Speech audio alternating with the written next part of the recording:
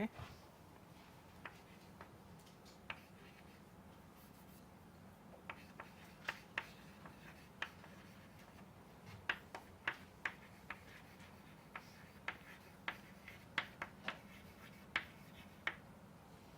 Right. And we have a concept called the tree width of a graph, tree width of a graph, which is the minimal induced width. The tree width of a graph is the minimal induced width. So what do I mean by that? So across all possible variable elimination orderings that you have, right, so you can find out what is the induced width for every elimination ordering, right, and there will be some ordering that gives you the smallest induced width, right, that is your tree width.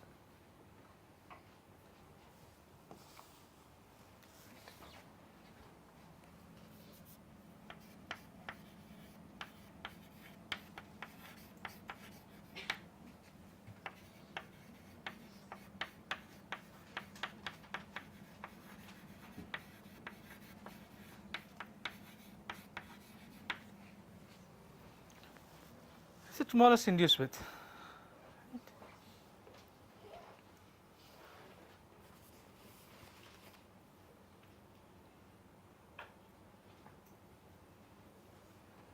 Right.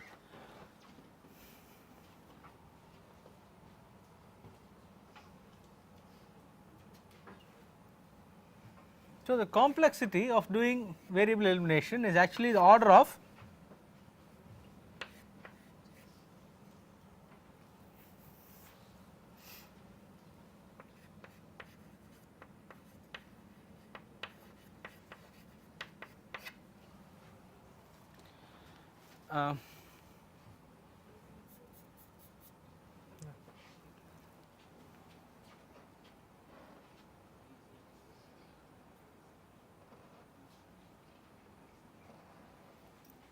where k is the number of values for each random variable. So in this case we assume k is 2, so it will be order of 2 power tree width,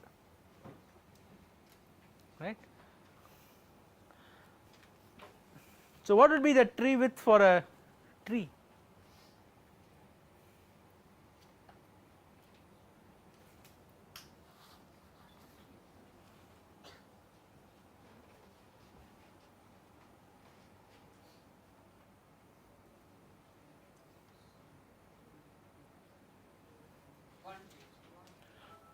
One or two depending on how you count tree width. Some people count tree width as the size of the clique minus 1, okay, in which case it will be 1, right. If you count as the tree width as the size of the clique, it will be 2, because I can eliminate it from the leaf to the root, right. At no point will I add a larger factor.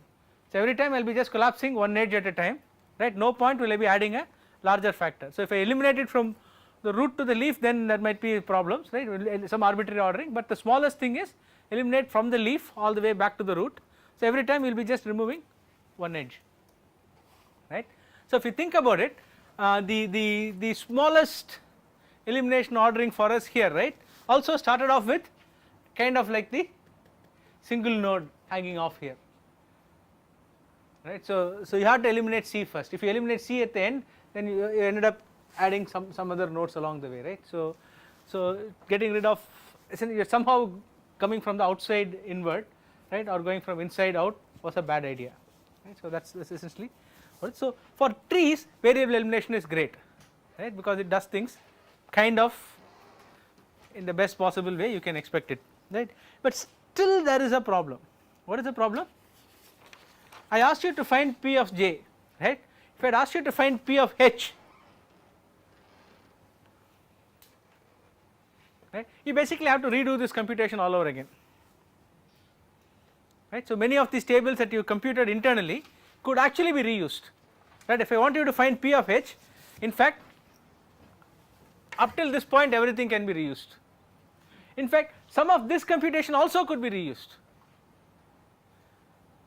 right, in appropriately modified form, right. So but then you end up doing everything all over again, right, if I ask you to do P of h, right. So there are more efficient techniques where you can keep caching these things away, right. The most popular of these is called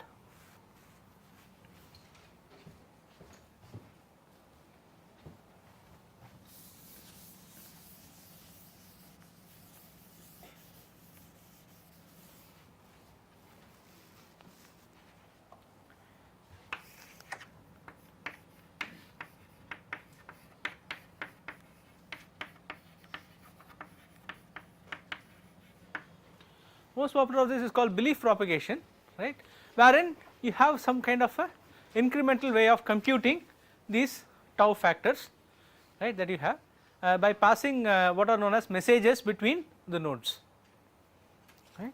And the nice thing about belief propagation is that it allows you to reuse a lot of the computation that you have already done for answering different marginal queries.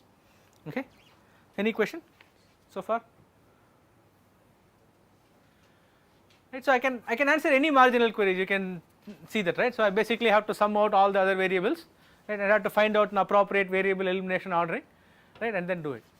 So the trick here is finding the right ordering. So I gave you the right ordering, right, but in an arbitrary graph finding the ordering is actually NP hard, right, finding the right ordering is NP hard. So it's you just have to do the best that you can. In trees it's easy, you can immediately see in trees you can go from leaves to the root, but in an arbitrary structured graphs, right, it's hard to find out what is the right ordering. Okay, great. So what about queries like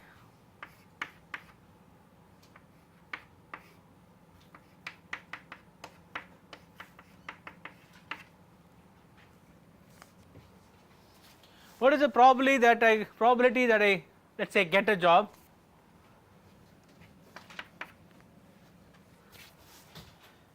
given that I am intelligent but I am not happy?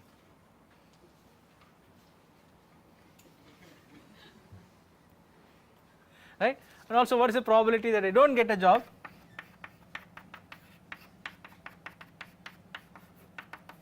right. So this is essentially a conditional marginal, right. So I condition on some variables and I want your I want to know the marginal, right. Okay. So we know that everybody here is intelligent, so once we figure this out, if j equal to 1 is lower than j equal to 0, what should you do? Huh?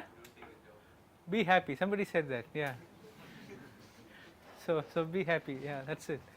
So that will actually put you in, we do not know, we have to evaluate the marginals for that, right. That does not guarantee you a job, but being happy at least well leaves you happy, right.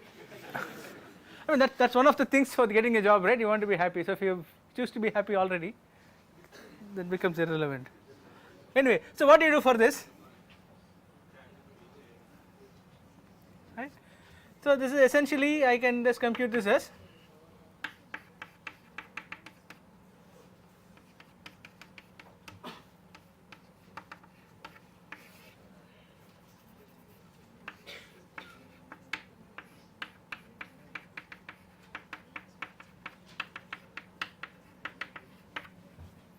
right. Right. So it's essentially ratio of two marginals. Right. This is one marginal. Right. This is another marginal. What is this a marginal over? It's a marginal over I equal to 1, h equal, the marginal probability of I equal to 1, h equal to 0, right. So this is the marginal probability of j equal to 1, I equal to 1, h equal to 0. So essentially I will have to eliminate all the other variables, I will be left with one table, and from that table I can read this value, correct. So if I eliminate all the other variables, I will be left with one table that has j, I and h as the entries in it, right, and I can just read off the entry corresponding to j equal to 1, I equal to 1, h equal to 0, right. And this one again is another marginal. So once I know how to compute marginals, I can also answer questions about conditionals, correct, great. So last thing, then we will stop, that will be end of graphical models for now, right.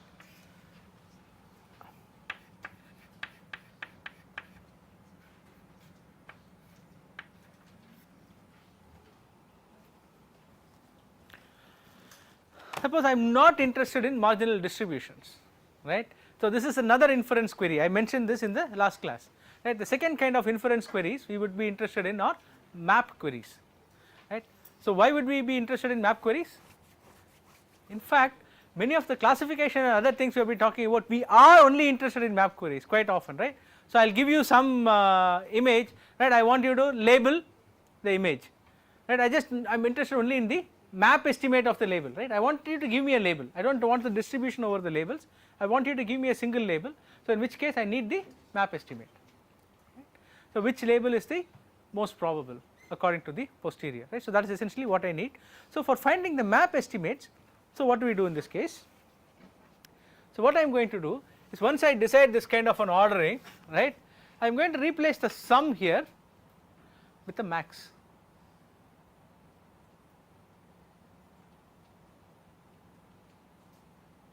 I am going to replace the sum with the max, right. So, I am going to say, look, this is max over C, right, of something, right. So, this probabilities I will compute. Then what you do is, you will when I do this max all over and I finish the computation, right, I will get some probability, right. The probability is the map probability, the probability of the most probable point. Now, how do I recover the most probable point? This computation is only for a probability, right.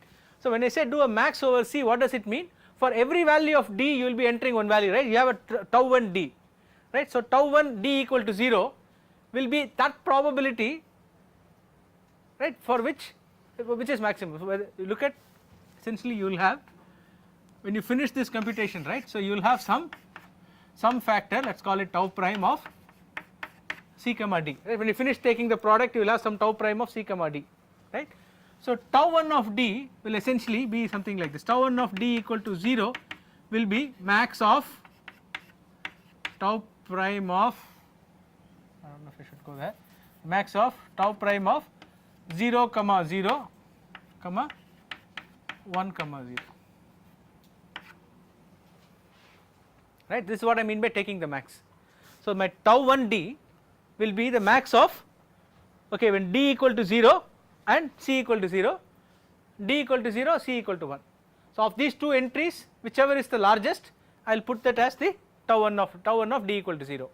Likewise, for tau 1 of D equal to 1, I will take tau prime of 0 comma 1 and 1 comma 1, whichever is larger I will put that there, okay. Now, I will go here, repeat, right. Now, I will be eliminating D here, right. So, for each value of tau 2 of Gi, right, I will figure out which is maximum across D equal to 0, D equal to 1, right. I will put that in my tau 2 entry. So, likewise I keep going until I finally get a product, right. And now, how will I recover the actual point? Now, I have found out which is the most, what is the probability of the most probable configuration. How do I find out what is the most probable configuration?